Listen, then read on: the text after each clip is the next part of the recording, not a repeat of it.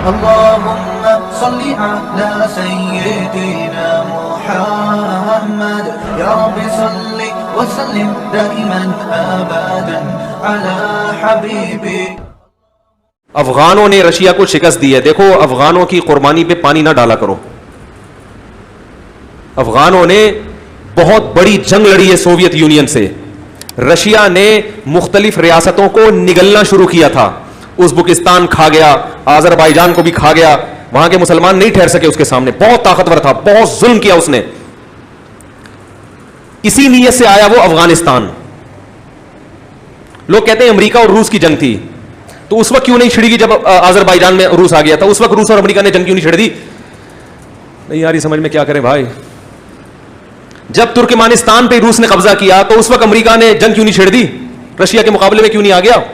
ہوا یہ ہے کہ جب افغانستان آیا رشیا اور اس نے افغانستان میں بھی مکمل تسلط قائم کیا, تو اس کو یہ خواب و خیال میں بھی نہیں تھا کہ مجھے یہاں سے واپس جانا پڑے گا, کیونکہ اس نے سوچا تھا میں اتنی بڑی بڑی ریاستوں کو ہڑپ کر گیا, اس کو بھی ہڑپ کر چکا ہوں. یا تو شروع میں ہو جاتا نا بھائی, شروع میں لڑ کے مجھے گھسنے ہی نہ دیتے, اب تو گھس کے ہر محکمے پہ قبضہ کر لیا میں نے.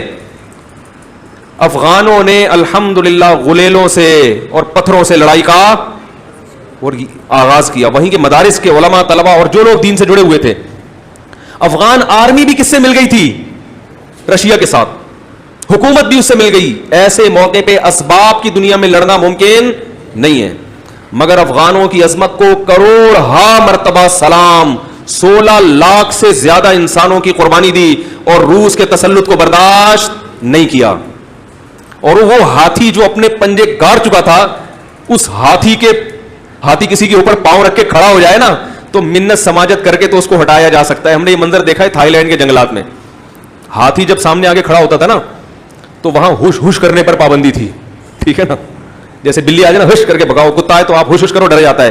ہاتھی جب غصے میں ہو اور سامنے آ جائے تو وہ ہوش ہوش سے یہ نہیں کہ چل یہاں سے بھاگ, وہ ایک سونڈ لہرائے گا اٹھا کے. پھر اس کا طریقہ ہوتا ہے امن شانتی کے ساتھ, تمیز سے. آپ ایسے کھڑے ہو جاؤ اور قومی ترانہ شروع کر دو بہت, کیونکہ وہ تو ہاتھی ہے. اس کے لیے قدم آگے رکھنا آسان ہے, قدم اٹھانا مشکل ہے. اور آپ اس کے قدم کو ایسے اٹھاؤ ہاتھ سے پکڑ کے, وہ تو دوسرا قدم بھی رکھ دے گا. رشیا کو سفید ریچھ کہا جاتا تھا, سفید ریچھ. ظلم اور بربریت کی داستانیں قائم کی تھی افغانستان میں. اللہ افغانوں کو جزائے خیر دے جنہوں نے اتنی قربانیاں دی ہیں, اتنی قربانیاں دی. کیچڑ لے کے ٹینکوں کے شیشوں کو بند کر دیا کرتے تھے. ایک ایک ٹینک جب گولے برساتا تھا 400 شہید ہوتے تھے, ایک پہنچنے میں کامیاب ہو جاتا تھا. نہ اسلحہ چلانا جانتے تھے, نہ کچھ بھی نہیں جانتے تھے.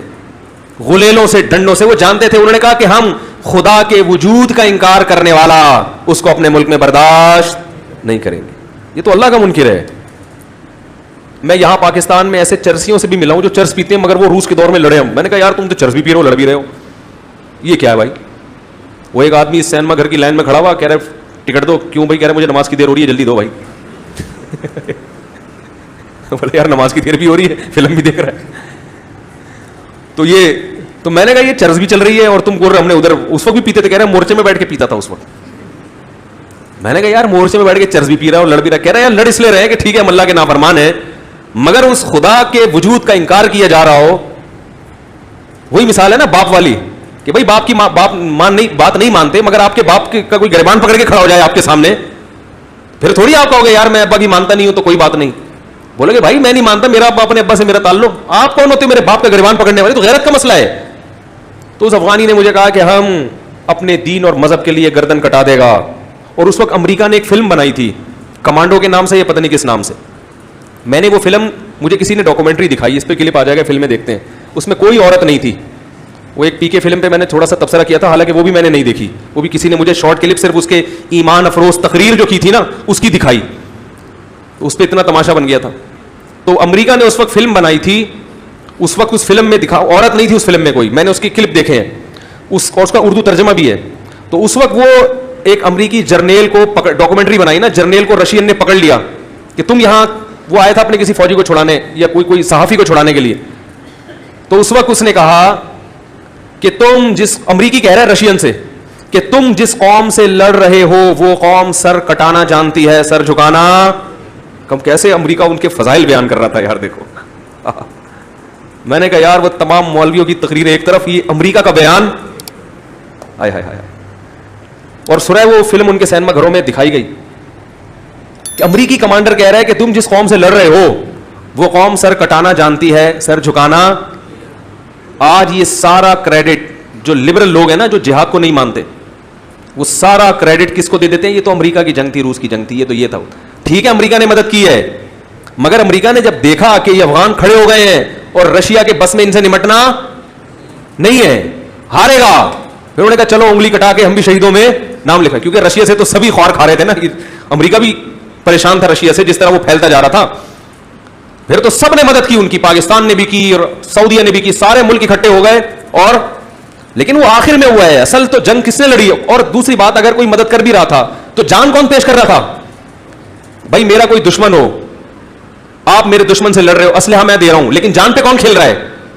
اسلحہ دینے والے کی قربانی نہیں ہوتی, قربانی اس کی ہوتی ہے جو اسلحہ لے کے سامنے لڑ رہا ہوتا ہے. تو اس لیے افغانوں کی قربانی تھی جنہوں نے رشیا کے ٹکڑے کیے اور پھر اس کے پاؤں کو اکھاڑ کے جو پھینکا ہے.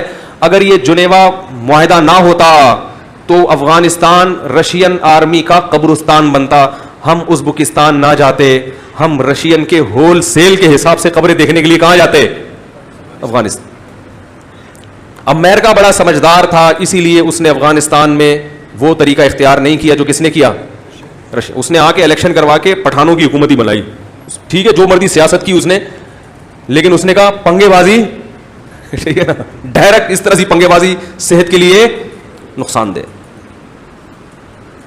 ابھی وہاں دینی مدارس بھی, اگرچہ حکومت امریکہ کی ہے اور لڑائی ہو رہی ہے وہاں پہ, حالات ابھی بھی کنٹرول میں نہیں ہے, لیکن وہ بدحالی نہیں ہے جو رشیا کے دور میں تھی. مدارس ہیں, مساجد ہیں, نمازیں ہو رہی ہیں. رشیا نے آ کے سب ختم کر دیا تھا. تو ایسی اس کو چپت لگی پھر رشیا کو کہ وہ دنیا نے عبرت حاصل کی کہ بھائی ان کے مذہب کو مت چھیڑو. سمجھ میں آ رہی ہے بات؟ کچھ بھی کرو ان کے مذہب کو. ابھی اب امریکہ ہے مگر مذہب کو نہیں چھیڑا. اسلامک یونیورسٹیاں بھی ہیں اور اماموں کی تنخواہیں بھی ہیں اور عدالتوں میں شریعت بھی نافذ ہے, علماء بیٹھے ہوئے ہیں عدالتوں میں. لیکن بہرحال ایسے حالات نہیں ہے جیسے پہلے ہوا کرتے تھے افغانستان کے, اور چل رہا ہے ابھی بھی سلسلہ. تسلط ابھی بھی قائم نہیں ہوا, معاہدے ہو رہے ہیں, دونوں کے بیٹھ کے میز پہ بیٹھتے ہیں اور بغیر کسی نتیجے کے.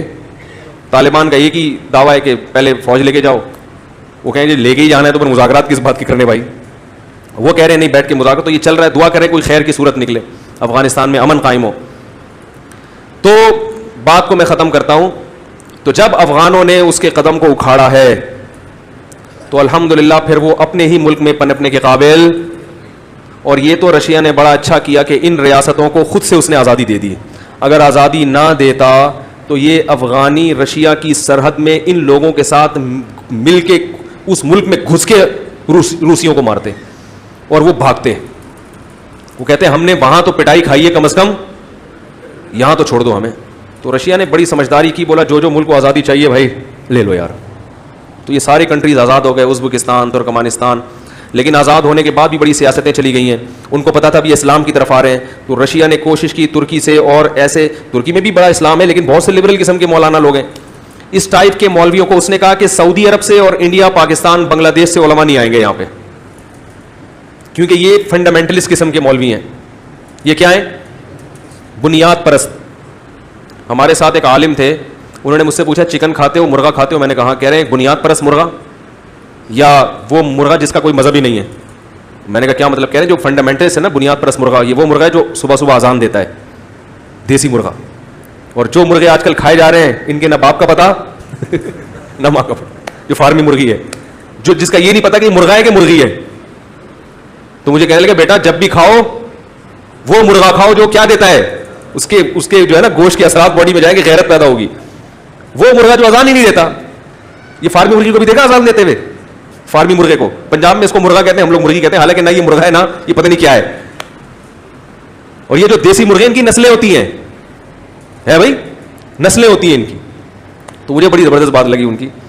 مرغی کھا لے, کوئی بری چیز نہیں ہے, لیکن دیسی کی بات بہرحال حدیث میں آتا ہے لا تسبوا الدیک, مرغے کو برا مت کہو, فإنه یؤذن للصلاۃ, یہ نماز کے لیے جگاتا ہے. تو مرغا تو وہ ہوتا ہے جو صبح صبح اٹھ کے نماز کے لیے جگاتا ہے. خیر بات ختم کرتا ہوں. تو اس نے کہا کہ یہ بنیاد پرست قسم کے جو مولوی ہیں یہ یہاں نہ آئیں. تو ایسے لبرل لوگ آئیں جو لڑکیوں سے اختلاط کو بھی جائز قرار دیں اور ان سے وہ بس لبرل قسم کا اسلام جس میں 2-4 نمازیں بھی آ جائیں تو کوئی مسئلہ نہیں ہے, سب آزادی. تو اس طرح کے لوگوں نے وہاں کے کلچر کو خراب کیا. الحمدللہ علماء کی بڑی جماعتیں گئی ہیں, حضرت مفتی تقی عثمانی صاحب گئے اور بڑے بڑے علماء, یہاں ہم جس دورے پہ گئے وہاں بھی بڑے علماء تھے اس میں الحمدللہ.